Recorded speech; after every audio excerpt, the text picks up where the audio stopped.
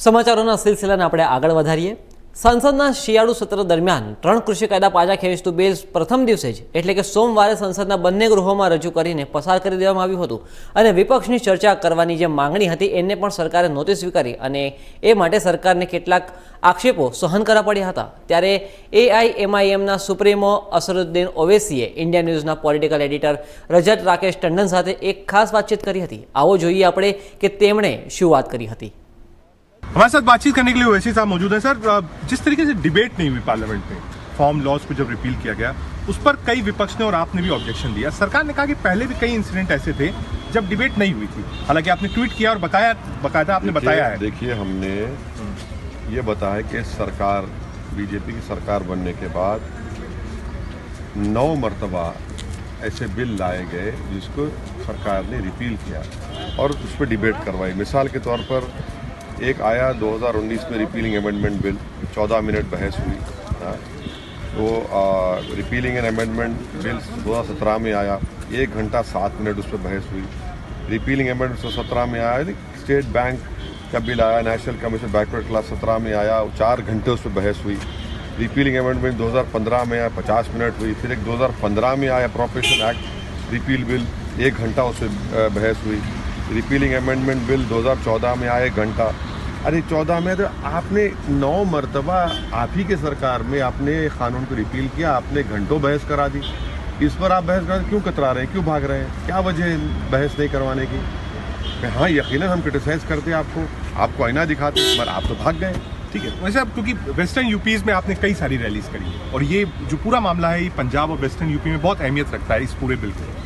आपने भी वेस्टर्न यूपीज में बहुत लोगों से बात करी होगी, क्या सरकार ने ये बिल वापस लिया है? क्या ये गेम चेंजर? लोग कह रहे हैं प्रधानमंत्री का मास्टर स्ट्रोक है। देखिए, ये बात बिल्कुल सही है कि आइंदा 2-3 महीने में 2022 में जो चुनाव होंगे तो बीजेपी को दिख रहा है कि उनकी नुकसान होगा उनको, तो इसलिए उनको नुकसान को बचाने के लिए उनको अपने पॉलिटिकल कंपल्शन और हालत मजबूरी में उनके कानून वापस लेना पड़ा। वरना अगर ये चुनाव नहीं होते तो वापस नहीं लेते ये इस कानून को ये लोग वापस। वैसे अब एक आरोप आप पे और लग रहा है, बीजेपी हो या फिर विपक्ष हो, बीजेपी कह रही है आप अखिलेश यादव की बी टीम है, विपक्ष कह रहा है कि आप बीजेपी की बी टीम है, आप अपना कैंपेन कर रहे हैं, लेकिन हर आदमी आपको बी टीम क्यों बता रहा है? देखिए, एक बात तो बिल्कुल सच है कि कोई नहीं चाहता कि मुसलमानों की इंडिपेंडेंट लीडरशिप उत्तर प्रदेश में उभरे।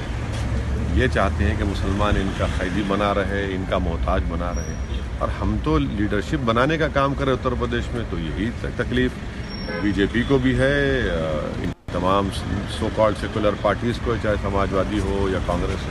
अभी भी क्या आप ओपन है एक अलायंस के लिए? हम देख रहे हैं डेली छोटी छोटी पार्टीज जो हैं वो अखिलेश यादव के साथ अलायंस कर रही हैं। राजभर साहब को हमने देखा, अपना पटेल जो अलग हुआ उसको देखा हमने, सुनकर पार्टी को देखा। तो क्या अभी भी ओपन है? आपने पहले भी कहा था कि आप ओपन है अलायंस। हमारी पार्टी ने फैसला लिया कि हम कांग्रेस और बीजेपी से अलायंस नहीं करेंगे, ये हमारा स्टेटेड पोजीशन है। अब आगे देखिए क्या होता है, तो वक्त ही तय करेगा। छोटी छोटी पार्टीज जो हैं वो अखिलेश यादव के साथ अलायंस कर रही हैं। राजभर साहब को हमने देखा, अपना पटेल जो अलग हुआ उसको देखा हमने, सुनकर पार्टी को देखा। तो क्या अभी भी ओपन है? आपने पहले भी कहा था कि आप ओपन है अलायंस। हमारी पार्टी ने फैसला लिया कि हम कांग्रेस और बीजेपी से अलायंस नहीं करेंगे, ये हमारा स्टेटेड पोजीशन है। अब आगे देखिए क्या होता है, तो वक्त ही तय करेगा कि हमारा किससे अलायंस होता है नहीं होता है। मगर ये बात बिल्कुल हम आपसे कह रहे हैं कि हमारी पार्टी इलेक्शन लड़ेगी, पहले से ज़्यादा ताकत से और ऑर्गेनाइज तरीके से लड़ेगी। और हमारे पार्टी प्रेसिडेंट चौकस साहब ने इस बात का ऐलान भी किया कि हम 100 विधानसभा पर इलेक्शन लड़ने की तैयारी कर रहे हैं,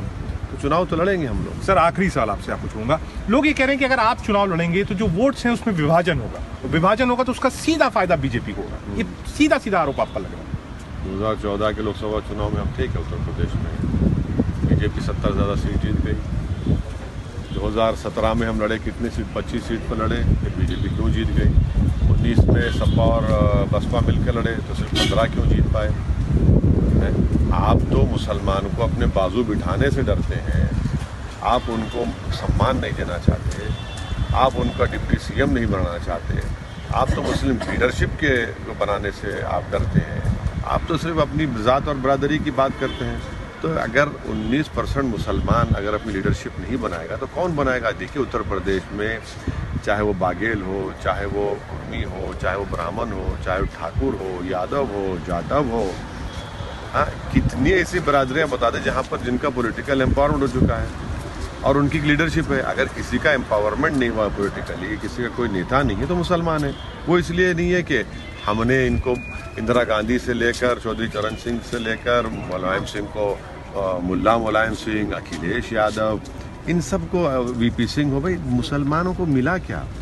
सोशल, इकोनॉमिक, एजुकेशन इंडिकेटर्स देख लीजिए, इसका पॉलिटिकल लीडरशिप से ताल्लुक है। तो यही बात अब उत्तर प्रदेश के नौजवानों को, जनता को समझ में आ रही है। सर, क्योंकि आपने मुसलमानों की बात की, तो योगी जी हमेशा कहते हैं अब्बा जान की बात करते हैं, जिन्ना की बात करते हैं, तो आपको लगता है पोलराइज हो जाएगा इस पूरा चुनाव? योगी ठाकुरों का लीडर है। योगी जो है out and out Thakur leader है। ये 4-4.5 साल में योगी तो सिर्फ ठाकुर ठाकुर करते रहे, यही तो उनको नतीजा निकलेगा। आप देखेंगे। अब आप बहुत शुक्रिया हमसे बातचीत करने के लिए। वैसे साहब बता रहे थे कि वो चाहते हैं कि अलायंस हो, ओपन है उसके लिए, लेकिन उनका कहना है कि जो आदमी मुसलमानों की बात करेगा, 20% की बात करेगा, उसके साथ हो जाएंगे। Rakesh Tandon, India news, Delhi. આ સાથે સમાચારોના સિલસિલાને આપણે અહીં જ વિરામ આપીએ છીએ. વધુ સમાચાર માટે જોતા રહો ઇન્ડિયા ન્યૂઝ ગુજરાત.